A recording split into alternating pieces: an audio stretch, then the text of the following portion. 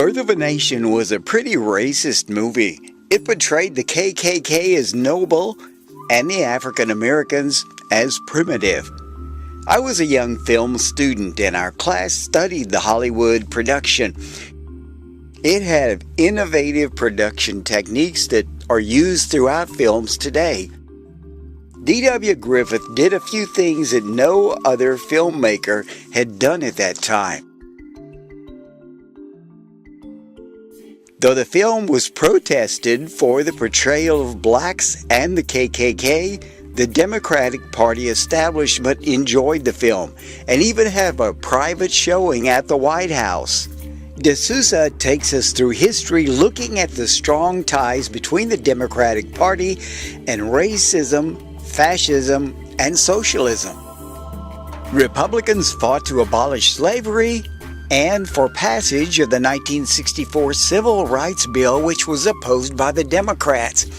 And the Democrats opposing the bill remained Democrats for the rest of their lives. Death of a Nation points out that Democrats are forging a relationship with Antifa, an organization that relies on fascism. Here is an organization that purports to be anti-fascist. Yeah, I think they have a lot more in common with the Mussolinis, the brown shirts that in our undercover tapes. They're wearing black masks. That bears a lot more in common with the fascism of the early 20th century than they would have you believe. One of the things I was surprised with as a journalism teacher was the information glossed over by modern journalists, like the fact that a major organizer of the Charlottesville riots actually championed Democratic Party theology.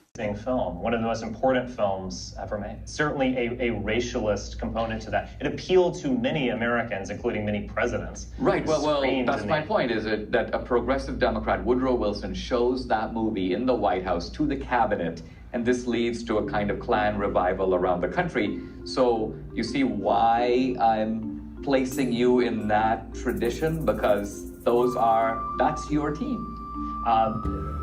If that's progressivism, then I guess I'm a progressive. D'Souza also interviewed Nazi historians in Munich and found that many Nazi ideas were drafted from the Democratic Party of the United States. A major point in the movie is that big cities controlled by Democrats have come to resemble Civil War plantations, with blacks living in despair. No opportunity, no one gets ahead, and a pervasive atmosphere of nihilism and despair. Today, we find those exact features in almost every city the Democrats control.